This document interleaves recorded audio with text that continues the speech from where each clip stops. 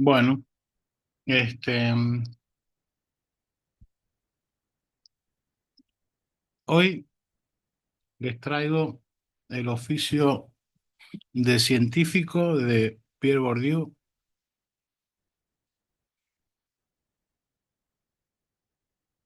Él, él fallece en 2002 y este curso es el último curso que da em, del 2000 al 2001. Decidí traer este texto porque lo había estudiado alguna vez y tiene una importancia radical respecto de lo que venimos tratando de ver en, en psicoanálisis, que es el intento de armar eh, una teoría sobre el sujeto, ¿no? Digo el intento porque se trata de textos que a partir de Lacan eh, intentan hacer una lectura de, de los escritos, de los seminarios, de los textos de Lacan, ¿no? Y esa lectura, en algún sentido, para algunos, como el caso de Apolla y de Alfredo Edelstein, este, deben constituirse en una ciencia con sus particularidades, ¿no? Em, y justamente aquí Bourdieu em, aborda el trabajo científico em, de manera de extraer su especificidad y nos puede dar una idea de el amplio espectro que implica cuando decimos esto es ciencia, ¿no? Todo lo que cabe bajo la significación de ciencia es bastante amplio, aunque tienen ese concepto ciencia, esa definición de ciencia, tiene algunas cláusulas generales que eh, la distinguen, por ejemplo, de las prácticas chamánicas, ¿no? No por desmerecer las prácticas chamánicas, sino por simplemente eh, em, definir o establecer o tener en cuenta que es ciencia en un sentido occidental al menos, ¿no? Em, Así que bueno, voy a ir leyendo el oficio de científico de Pierre Bourdieu, y vamos a ir tratando de comentarlo.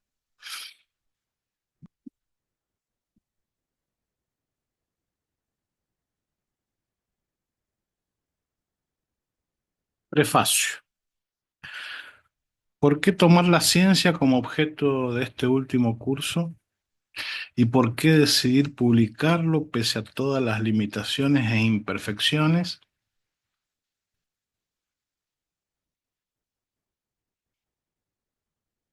La pregunta no es retórica y, en cualquier caso, se me antoja demasiado seria para darle una respuesta retórica. Em, Creo en efecto que el universo de la ciencia está amenazado actualmente por un temible retroceso. La autonomía de la ciencia que la ciencia había conquistado poco a poco frente a los poderes religiosos, políticos o incluso económicos y parcialmente por lo menos a las burocracias estatales que garantizaban las condiciones mínimas de su independencia, se ha debilitado considerablemente. Los mecanismos sociales que iban apareciendo a medida que dicha autonomía se afirmaba, como la lógica de la competitividad entre los iguales, corren el riesgo de ser utilizados en provecho de objetivos impuestos desde afuera. La sumisión a los intereses económicos y a las seducciones mediáticas amenaza con unirse a las críticas externas y a los vituperios internos, cuya última manifestación son algunos delirios posmodernos para deteriorar la confianza en la ciencia y muy especialmente en la ciencia social. En suma, la ciencia está en peligro y en consecuencia se vuelve peligrosa.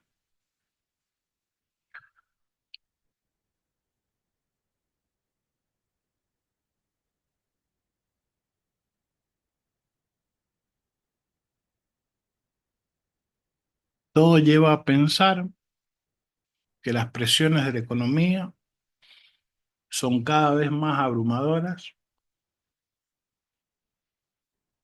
en especial en aquellos ámbitos donde los resultados de la investigación son altamente rentables, como la medicina, la biotecnología y de modo más general la genética, por no hablar de la investigación militar. Bueno, eh, esto es del 2001 y está muy parecida a la situación que vive Argentina hoy en día con la presidencia de Javier Milei y el ataque al CONICET, ¿no? Así es como tantos investigadores o equipos de investigación caen bajo el control de grandes firmas industriales dedicadas a asegurarse, a través de las patentes, el monopolio de productos de alto rendimiento comercial y que la frontera, desde hace mucho tiempo imprecisa, entre la investigación fundamental realizada en los laboratorios universitarios y la investigación aplicada tiende poco a poco a desaparecer. Los científicos desinteresados, o sea, la- esto que dice Borrier, en realidad tiende a desaparecer la investigación fundamental, porque todo va dirigiéndose a lo altamente rentable, ¿no? Eh, y la investigación tiempo a desaparecer. Los científicos desinteresados que no conocen más programa que el que se desprende de la lógica de su investigación y que saben dar a las demandas comerciales el mínimo estricto de concesiones indispensable para asegurarse los créditos necesarios para su trabajo, corren el peligro de encontrarse poco a poco marginados, por lo menos en algunos ámbitos, a causa de la insuficiencia de las ayudas públicas y, pese al reconocimiento interno de que disfrutan, en favor de amplios equipos casi industriales que trabajan para satisfacer unas demandas subordinadas a los imperativos del lucro. Bueno, por eso nacieron en la posguerra las ONG y las cooperativas. Este, Sería muy bueno echar mano de ese tipo de instrumentos aunque bueno, son por más que no sean, que no dependan de los gobiernos, para su creación siempre hace la falta la firma de algún poder político importante, ¿no? Pero bueno, esa sería una forma de resistir, ¿no? Eh, ya que las cooperativas, las ONGs y demás figuras de ese tipo pueden aspirar a eh, obtener recursos eh, suscribiendo a este, subvenciones este, y, y demás recursos que ofrecen los estados, otras asociaciones. Em, y la vinculación de la industria con la investigación se ha hecho actualmente tan estrecha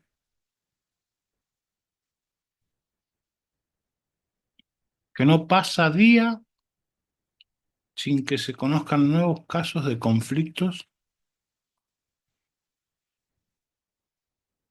entre los investigadores y los intereses comerciales. Por ejemplo, una compañía estadounidense que produce una vacuna que aumenta las defensas contra el virus responsable del SIDA intentó a fines del año 2000 impedir la publicación de un artículo científico que mostraba que esa vacuna no era eficaz. Es de temer, por tanto, que la lógica de la competitividad, que como se pudo ver en otros tiempos en el terreno de la física, es capaz de conducir a los investigadores más puros a olvidar las utilizaciones económicas, políticas o sociales que pueden resultar de los productos de sus trabajos, se combine y se conjugue con la sumisión obtenida de manera más o menos forzada a consecuencia del agradecimiento a los intereses de las empresas para hacer derivar poco a poco sectores enteros de la investigación en el sentido de la heteronomía.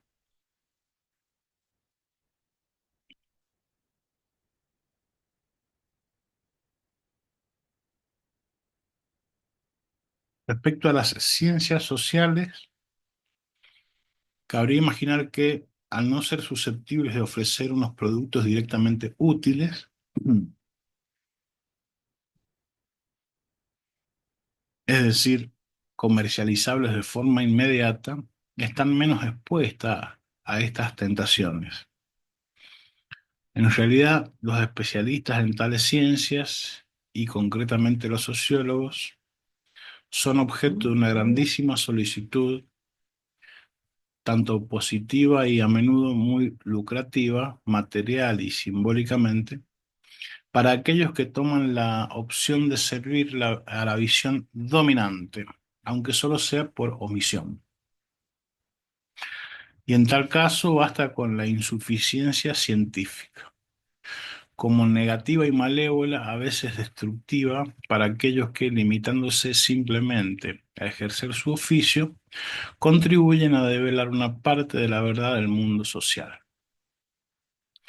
Esta es la razón de que me haya parecido especialmente necesario someter a la ciencia a un análisis histórico y sociológico que no tiende en absoluto a relativizar el conocimiento científico, refiriéndolo y reduciéndolo a sus condiciones históricas, y por tanto a unas circunstancias situadas espacial y temporalmente, sino que pretende, muy al contrario, permitir a los practicantes de la ciencia entender mejor los mecanismos sociales que orientan la práctica científica y convertirse de ese modo en dueños y señores no sólo de la naturaleza, de acuerdo con la vieja tradición cartesiana, sino también, lo cual no es sin duda menos difícil, del mundo social en el que se produce el conocimiento de la naturaleza. Bueno, y ahí el psicoanálisis puede decir algo, ¿no? Eh, Respecto de eso que llama aquí Bourdieu naturaleza, ¿no? Este,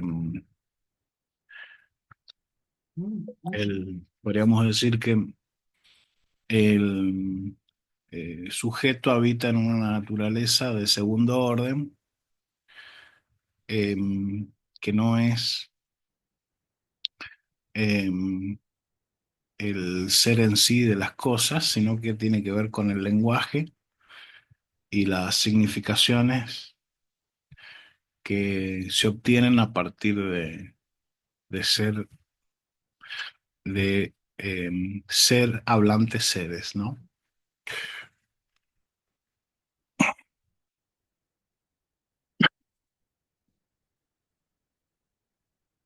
He querido que la versión escrita de este curso coincida lo más posible con la exposición oral. Por dicho motivo, pese a suprimir de la transcripción las repeticiones y las recapitulaciones vinculadas a las necesidades de la enseñanza, por ejemplo, la división en lecciones, así como algunos pasajes que, justificados sin duda por la oralidad, se me han antojado con la lectura superfluos o fuera de lugar. He intentado transmitir uno de los efectos más visibles de la improvisación, es decir, las divagaciones más o menos alejadas del tema principal del discurso, que he señalado al transcribirlas con letra pequeña. Las referencias a artículos o libros efectuadas oralmente o por escrito están señaladas en el texto mediante el año de publicación y el número de la página colocados entre paréntesis, a fin de facilitar su consulta recurriendo a la bibliografía que aparece al final del volumen.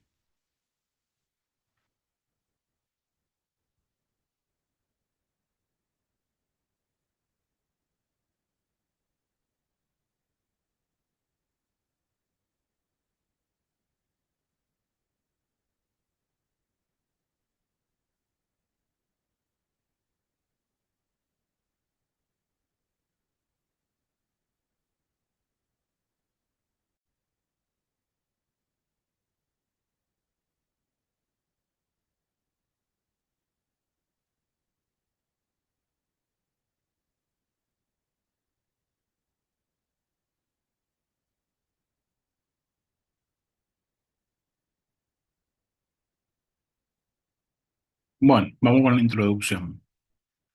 Quiero dedicar este curso a la memoria de Jules Bullman, poco conocido por el público. Representaba una gran idea de la filosofía, una idea de la filosofía tal vez algo desmesurada para nuestra época. Desmesurada en cualquier caso para conseguir el público que sin duda merecía. Si hablo de él actualmente es porque ha sido para mí un grandísimo modelo que me ha permitido seguir creyendo en una filosofía rigurosa en un momento en el que tenía todo tipo de motivos para dudar, comenzando por los que me ofrecía la enseñanza de la filosofía tal como era practicada. Se situaba en la tradición francesa de filosofía de la ciencia que había encarnado Bachelard, Coiré y Canguilhem, y que algunos prologan actualmente en esta institución en la que nos encontramos. Prolongan en esta institución en la que nos encontramos. Esta tradición de reflexión con ambición científica sobre la ciencia es la base de mi proyecto de trabajo para este curso.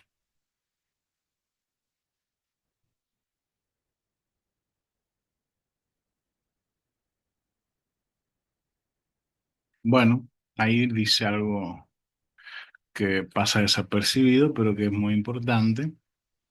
Tradición de reflexión con ambición científica sobre la ciencia. Es decir, abordar a la ciencia con el mismo rigor con el que la ciencia aborda sus objetos de estudio, ¿no? Eso representa una carambola difícil, como en el billar, porque em, ya hay una historia de crítica, sobre todo a la matemática, donde eh, la lógica matemática decimonónica hizo esa movida y el elemento que había servido para articular, eh, para vertebrar ciencias como la física y cada vez más otras ciencias se iban vertebrando al modo en que la matemática y la lógica lo permitían, eh, para poder ser rigurosa en su abordaje de los objetos de estudio. Bueno, las críticas exitosas que hubieron por parte de una serie de escuelas y de eh, filósofos de la ciencia, lógicos, desde Russell y Frege, Peano, Perelman, eh, Gödel, o em, con su teorema de la incompletitud. Bueno, demostraron que tampoco em, era consistente el discurso que se podía establecer a partir de la matemática y que había que aceptar algunos puntos, em, había que aceptar algunas paradojas, o para que no se produjesen paradojas había que este, aceptar algunos puntos de partida que no estaban justificados, ¿no? Este, por lo tanto, em, ya venía la ciencia bastante complicada a partir de esas críticas, de esas reflexiones críticas. No se trata de criticar por criticar. Todos, todas estas críticas que estoy nombrando son con espíritu científico. Entonces, em, reflexión con ambición científica sobre la ciencia es seguir haciendo eso mismo, lo que se propone aquí Bourdieu, ¿no? Lo cual es un trabajo arduo.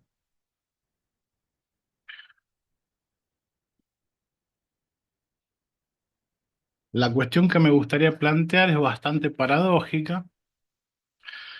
¿Puede contribuir la ciencia social a resolver un problema que ella misma provoca, al que la tradición logicista no ha cesado de enfrentarse y que ha conocido una renovada actualidad con motivo del caso Sokal, es decir, el que plantea la génesis histórica de supuestas verdades transhistóricas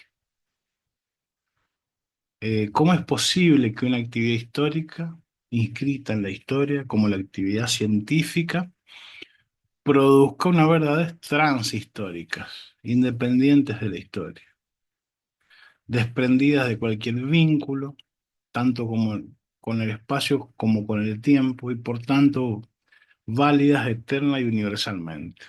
Es un problema que los filósofos han planteado de una manera más o menos explícita, en especial en el siglo XIX, en buena parte de la presión de las nacientes ciencias sociales. Em, bueno, em, aquí voy a ser muy conservador, creo que son universales las construcciones científicas hasta que dejan de serlo, pero conviene que cada vez que aparezcan em, construcciones teóricas que puedan predecir fenómenos, que incluso puedan ser utilizadas para generar tecnología, conviene que sean consideradas universales y, como dice acá, no me gusta el término, pero transhistóricas, ¿no? Eh, Total, cuando esas verdades caigan y descubramos que no eran universales, eh, habrá tiempo de reconstruirla y volver a caer otra vez, ¿no? Es decir, es una empresa la que se propone aquí, que se pregunta si la sociología podrá contribuir en esa paradoja, a resolver esa paradoja. Eh, Veamos cómo lo evalúa él. En principio yo diría eh, que no haría falta, pero bueno, por lo menos para reflexionar sí. En respuesta a la pregunta de saber quién es el sujeto de esa creación de verdades y de valores eternos, cabe invocar a Dios o a cualquiera de sus sucedáneos, de los que los filósofos han inventado una larga serie.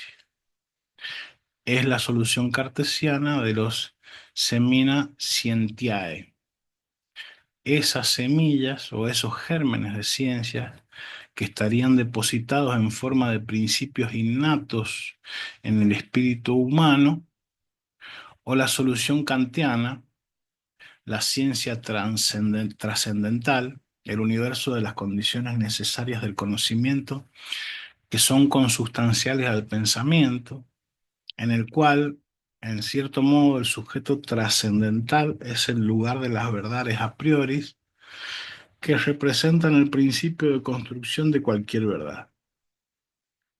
Puede ser para Habermas el lenguaje, la comunicación, etcétera. O para el primer positivismo lógico, el lenguaje lógico como construcción a priori que debe ser impuesta a la realidad para que la ciencia empírica sea posible. Yo haría un cóctel, digamos, ¿no? Eh, Salvo eh, la propuesta cartesiana, en donde habría semillas de la verdad inoculadas por Dios. Lo demás yo haría un cóctel, ¿no? Bueno, creo que ese cóctel ya está hecho hoy en día, ¿no?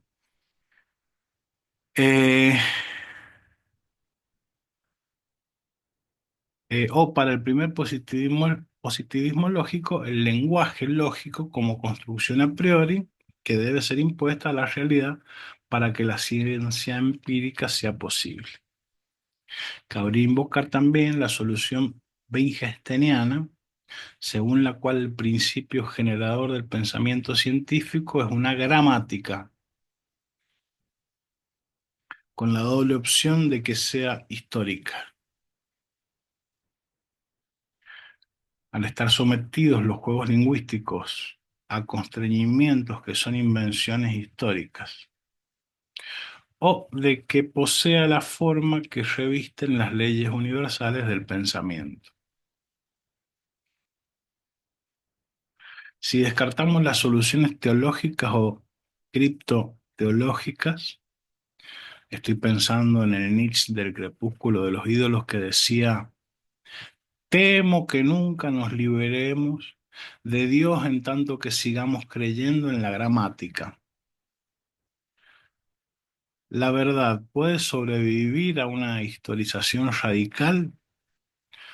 En otras palabras, la necesidad de las verdades lógicas es compatible con el reconocimiento de su historicidad. Es posible, por tanto, resolver el problema sin recurrir a algún Deus ex machina. Eh, Dios lo crea de la nada, ¿no? Eh, el historicismo radical, que es una forma radical de la muerte de Dios y de todos sus avatares, conduce acaso a destruir la misma idea de verdad. Y de ese modo se destruye a sí mismo. O bien, por el contrario, es posible defender un historicismo racionalista o un racionalismo historicista. Bueno, eh, aquí hay un punto clave. Nosotros no nos hemos corrido ni un milímetro de del órgano aristotélico, eh, de la lógica aristotélica, de la silogística, luego trabajada y desarrollada eh, por eh, el medioevo, este, pero llevamos Occidente al menos, bueno, en este mundo globalizado, en este punto es difícil distinguir Oriente de Occidente. Este, em, pero no nos hemos movido ni un milímetro de em, la lógica así concebida, como la concibió Aristóteles, y esos son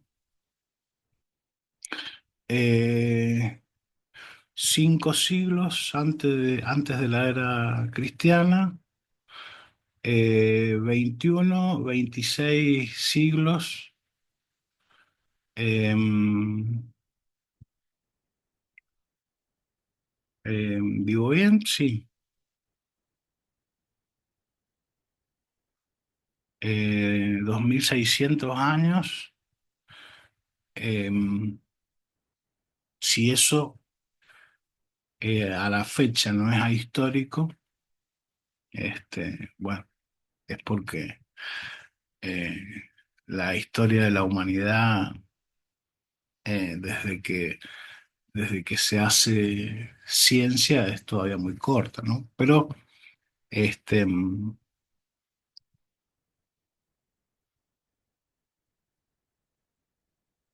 creo que es importante que ese hecho de no habernos, por más que se haya producido mucho en lógica matemática, lógica polivalente, pero todas están em, regidas por aquellos argumentos eh, aristotélicos de la silogística y del cuadro de oposiciones este, medieval, ¿no? Este, mm, Así que el historicismo radical, que es una forma radical de perdón, la verdad puede sobrevivir a una historización radical. En otras palabras, la necesidad de las verdades lógicas, ahí lo está diciendo, ¿no? Es compatible con el reconocimiento de su historicidad. Es posible, por tanto, resolver el problema sin recurrir a algún Deus ex machina. El historicismo radical, que es una forma radical de la muerte de Dios y de todos sus avatares, ¿conduce acaso a destruir la misma idea de verdad y de ese modo se destruye a sí mismo? ¿O bien, por el contrario, es posible defender un historicismo racionalista o un racionalismo historicista? O, para volver a una expresión más escolar de ese problema, la sociología y la historia, que relativizan todos los conocimientos al relacionarlos con sus condiciones históricas, no estarán condenadas a relativizarse a sí mismas, condenándose así a un relativismo nihilista. Es posible escapar a la alternativa del logicismo y del relativismo, que solo es sin duda una variante de la antigua controversia entre el dogmatismo y el escepticismo. Logicismo y relativismo dice que sería lo mismo, la misma rivalidad que dogmatismo y escepticismo, ¿no? Eh, bueno, el logicismo, que va asociado a los nombres de Frege y de Russell, es un programa de fundación lógica de las matemáticas que plantea que existen unas reglas generales a priori para la evaluación científica y un código de leyes inmutables para distinguir la buena ciencia de la mala. Me parece una manifestación ejemplar de la tendencia típicamente escolástica a describir no sólo la ciencia en trance de construirse, sino también la ciencia ya constituida, a partir de la cual se desprenden las leyes que la han permitido construirse, que le han permitido construirse. La visión escolástica, lógica o epistemológica de la ciencia propone, como afirma Carnap del Círculo de Viena, el positivismo lógico,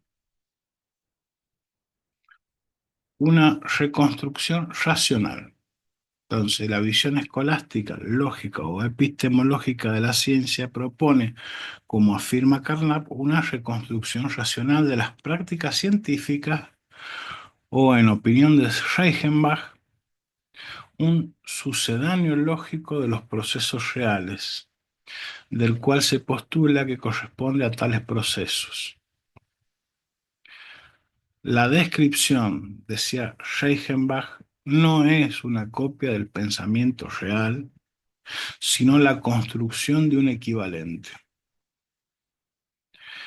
En contra de la idealización de la práctica científica operada por esta epistemología normativa, Bachelard observa que la epistemología había reflexionado en exceso sobre las verdades de la ciencia establecida y no suficientemente sobre los errores de la ciencia en trance de construcción, sobre el proceso científico en sí mismo.